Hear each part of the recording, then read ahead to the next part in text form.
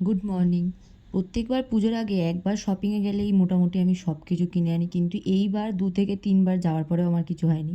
কেন? কারণ আগেরবারেও গেছিলাম আমি শপিং করতে, যেই ব্লগটা ছেড়েছিলাম সেখানেও আমার সেরকম কিছু পছন্দ হয়নি। জাস্ট আমি একটা জিন্স আর একটা টপ নিয়েছিলাম আর জুতো নিয়েছিলাম। তার জন্য আজকেও গেছিলাম যে যদি কিছু পছন্দ হয় নেব।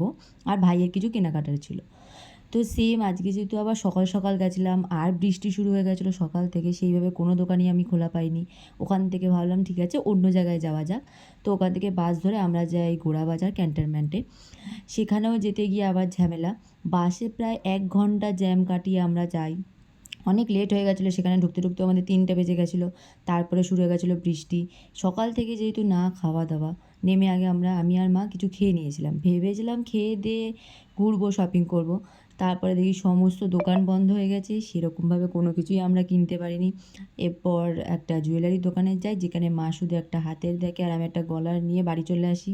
কালকে আবার আমাকে যেতে হবে শপিংয়ের জন্য, নাহলে